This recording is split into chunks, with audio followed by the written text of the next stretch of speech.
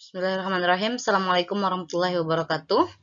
Baiklah Anda sekalian, pada pertemuan kali ini kita masuk kepada bab 3, yaitu tentang haid, nifas, dan istihadah. Oke, langsung saja. Nah, untuk pengertian, mungkin Anda sebagian sudah tahu, sudah mengenal apa itu haid, nifas, ataupun istihadah, tapi perlu kita ulang juga bahwa di sini haid adalah darah yang keluar dari rahim seorang wanita pada waktu tertentu yang bukan disebabkan karena suatu penyakit. Nah, melainkan sunatullah yang telah ditetapkan Allah kepada wanita. Nah, jadi haid ini memang sudah menjadi sunatullah seorang wanita untuk mengalaminya, yang mana darah itu keluar bukan karena adanya penyakit. Nah, bagaimana cara bersucinya? Bersuci dari haid adalah dengan mandi. Nah, jadi ini sudah kita bahas pada bab sebelumnya tentang bab taharah, bahwa bersuci dari haid adalah dengan mandi. Kemudian nifas. Nifas adalah darah yang keluar dari rahim wanita yang setelah melahirkan. Nah, darah nifas ini paling mudah dikenali karena terjadinya hanya ketika setelah proses persalinan. Nah, jadi ketika seorang wanita sudah melahirkan, maka akan ada keluar darah setelahnya beberapa hari. Itu disebut dengan darah nifas. Nah, bersucinya sama dengan haid, bersuci dari nifas juga dengan mandi. Dan yang terakhir ada darah istihadah, yaitu darah yang keluar di luar kebiasaan, tidak pada masa haid dan tidak pula karena melahirkan. Nah, jadi tidak sedang haid, tidak juga habis melahirkan, tapi ada juga atau ada darah yang keluar, maka itu disebut dengan darah istihadah, atau sedang mengalaminya disebut dengan mustahadah. Nah, jadi wanita tetapi di sini berbeda. Perbedaannya, wanita yang mengalami istihadah ini dihukumi sama seperti wanita suci. Jadi tetap melaksanakan sholat, tetap puasa seperti kita sedang dalam keadaan suci pada hari-hari biasanya. Oke. Nah, masuk kepada beberapa pendapat fuqaha yang berbeda pendapat tentang, yang pertama akan kita bahas tentang masalah haid. Nah, yang pertama itu tentang masa terpanjang. Masa terpanjang haid menurut Maliki dan Syafi'i, masa terpanjang wanita haid itu adalah selama 15 hari. Kemudian menurut Hanifah 10 hari. Nah, mereka menetapkan seseorang wanita itu mengalami haid, masa terpanjangnya itu hanya 15 hari menurut Maliki Syafi'i, sedangkan menurut Hanifah selama 10 hari. Kemudian untuk masa terpendek, menurut Maliki tidak ada batasan waktu terpendeknya. Nah, jadi menurut Maliki tidak ada batasan atau berapa minimal batasan terpendek seorang wanita mengalami haid. Nah, sedangkan menurut Syafi'i, wanita haid itu masa terpendeknya selama 1 hari 1 malam. Nah, sedangkan Hanafi menyatakan selama 3 hari. Nah, jadi ada beberapa perbedaan pendapat tentang masa terpanjang dan masa terpendek wanita yang mengalami haid. Nah, kemudian ada beberapa hal di luar dari masa terpanjang dan masa terpendek ini. Ada kejadian jika haidnya terputus-putus, maka setiap berhenti haidnya diwajibkan mandi. Nah, bagaimana? Ini contohnya, misal kita haid hari pertama, hari kedua, kemudian bersih, kemudian datang lagi haidnya setelah 1 hari bersih, kemudian hari berikutnya datang lagi 2 hari, kemudian bersih lagi 1 hari. Nah, demikian seterusnya, sehingga ini disebut dengan haid yang terputus-putus. Nah, bagaimana menyikapinya? Maka setiap berhenti haidnya itu diwajibkan untuk mandi. Haid 2 hari, kemudian bersih. Ketika bersih itu kita mandi, kemudian tetap melaksanakan sholat seperti biasa. Kemudian ketika datangnya lagi berhenti sholat, kemudian sudah 2 hari setelah itu bersih lagi, maka mandi lagi. Nah, untuk menetapkan berapa hari total dari haid kita, gabungkan jumlah hari-hari selama haidnya datang saja ya, misalnya 2 hari, 2 hari dan 2 hari, maka totalnya adalah 6 hari. Nah, jika sudah sampai pada jumlah hari maksimal pada kebiasaannya, maka mandi dan sholatlah. Nah, misalnya seorang wanita haidnya itu biasanya itu 8 hari. Nah, kemudian dia mengalami kejadian haid yang terputus-putus seperti ini. Nah, 2, kemudian 3, kemudian 3. Nah, misalnya seperti itu. Jadi, ketika sudah mencapai 8 hari, maka mandi dan sholatlah seperti biasa. Nah, demikian.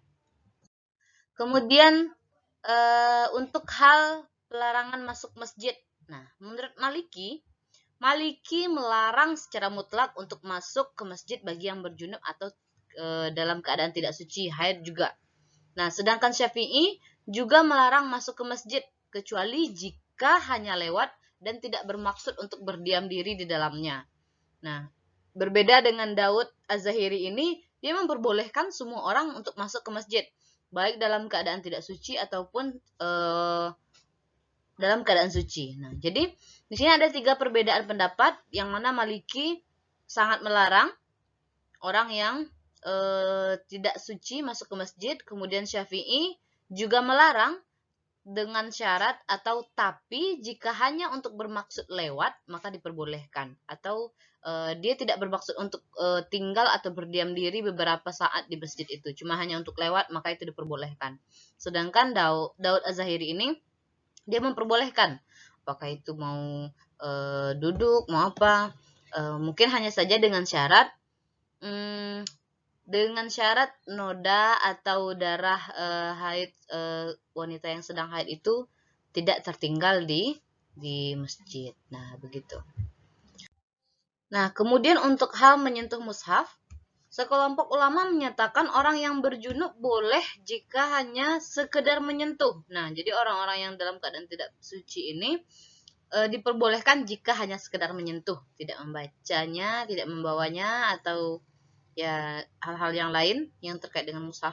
Kemudian sedangkan ulama lain melarangnya. Nah, ini berdasarkan kepada surah Al-Waqiah ayat 79 yang di sini tidak menyentuhnya kecuali hamba-hamba yang disucikan. Nah, jadi di sini ada dua perbedaan pendapat yang menyatakan boleh jika hanya sekedar menyentuh, dan yang pendapat lainnya atau ulama lain menyatakan tidak boleh sama sekali. Nah, begitu. Lanjut kepada pandangan fuqaha tentang beberapa masalah tentang nifas. Nah, yang pertama, masa terpendek dari nifas. Menurut Maliki dan Syafi'i, masa terpendek dari seorang wanita yang mengalami nifas itu tidak ada batasan terpendeknya. Dia tidak ada menetapkan batasan berapa hari masa terpendek dari nifas seorang wanita yang sudah melahirkan. Kemudian menurut Abu Hanifah, masa terpendek nifas 15 hari. Menurut Abu Yusuf yang juga merupakan pengikut dari Abu Hanifah menyatakan 11 hari. Dan terakhir Hasan Al-Basri mengatakan 20 hari. Nah, jadi di sini ada beberapa pendapat tentang berapa masa terpendek dari seorang wanita yang mengalami nifas. Kemudian untuk masa terpanjang, menurut Syafi'i tidak menetapkan atau tidak ada batasan masa terpanjang dari wanita yang mengalami nifas. Kemudian Maliki menyatakan 60 hari. Kemudian mayoritas ulama dari kalangan sahabat yang merupakan salah satunya adalah Abu Hanifah menyatakan masa terpendek dari nifas itu adalah 40 hari. Kemudian sebagian ulama juga ada yang menyatakan membedakan masa nifas seorang wanita yang melahirkan bayi laki-laki dan bayi perempuan, yang mana jika melahirkan bayi laki-laki nifasnya selama 30 hari dan bayi perempuan selama 40 hari. Nah, di sini kalau untuk yang sering kita dengar bahwa memang masa nifas ini biasanya 40 hari. Nah, ternyata 40 hari ini adalah masa terpanjangnya. Nah, jadi kalau untuk kita kalau kita mengikut kepada Syafi'i, jika memang sebelum 40 hari seorang wanita nifasnya sudah berhenti, maka sudah dibolehkan untuk mandi dan melanjutkan sholat seperti biasanya. Nah, kemudian ada hal lain selain dari masa terpendek dan masa terpanjang. Di sini ada jika darah yang dilihat oleh wanita yang sedang hamil itu apakah haid atau mustahadah. Nah, Misalnya seorang wanita sedang hamil, kemudian biasanya wanita hamil tentu tidak mengalami haid. Nah, tapi ada kejadiannya bahwa seorang wanita yang tengah hamil mengalami adanya darah yang keluar. Nah, apakah itu haid atau mustahadah? Nah, yang biasanya terjadi ketika akan dekat atau waktu melahirkan, atau ya biasanya memang terjadinya itu akan dekat ketika waktu-waktu akan melahirkan. Nah, menurut Maliki dan Syafi'i menyatakan bahwa bisa saja wanita itu mengalami haid. Nah, jadi kalau memang menurut Maliki dan Syafi'i, seorang wanita itu mengalami haid, ketika darahnya berhenti, ketika darah itu keluar, maka dia berhenti sholat, puasa dan hal lainnya. Kemudian ketika bersih, dia mandi dan melanjutkan sholat seperti biasa. Nah, sedangkan menurut Abu Hanifah, Ahmad, dan Ats-Tsauri tidak menyatakan bahwa itu tidak mungkin darah haid. Nah, gitu. Karena menurut mereka itu adalah darah penyakit atau istihadah. Nah, jika itu kecuali. Nah, di sini ada kecuali jika keluarnya memang sudah beberapa saat sebelum melahirkan, atau memang ketika mulai proses akan bersalin. Nah, jadi itu menurut Abu Hanifah, Ahmad, dan Tsauri ini, jika darah itu keluar memang beberapa saat sebelum melahirkan, itu sudah termasuk atau tergolong kepada darah nifas. Nah, begitu. Oke. Lanjut kepada beberapa pandangan fuqaha tentang permasalahan istihadah. Yang pertama, menurut Maliki berpendapat bahwa wanita yang mustahadah itu suci sampai sifat darahnya berubah menjadi haid. Nah, kita kan tahu nih masa haid kita berapa. Nah, kemudian jika lewat dari masa haid itu disebut dengan mustahadah, dengan darah istihadah atau darah penyakit. Kemudian jika darah itu terus keluar sampai kepada masa haid kita di bulan kedepannya, nah kita kan tahu tuh tanggal berapa kita haid. Nah, kalau sudah sampai pada tanggal yang biasanya kita haid, maka itu kita berhenti lagi sholat sampai masa haid kita biasanya berapa, misalnya 10 hari atau 8 hari. Lewat daripada itu kita golongkan lagi kepada darah istihadah. Nah, jadi mandi dan melanjutkan sholatnya walaupun darahnya masih keluar. Kemudian menurut Abu Hanifah, wanita yang mengalaminya harus menunggu selama masa sesuai dengan masa haidnya. Nah, itu menurut Abu Hanifah. Terakhir menurut Syafi'i, jika wanita itu dapat membedakan antara haid dan istihadah, maka kita bisa mengukurnya sendiri. Kalau misalnya kita tahu yang mana ini darah haid ataupun darah istihadah, atau kapan datangnya haid kita, dan kalau sudah lewat daripada itu kita yakin bahwa itu adalah istihadah, maka ya kitalah yang memutuskannya sendiri.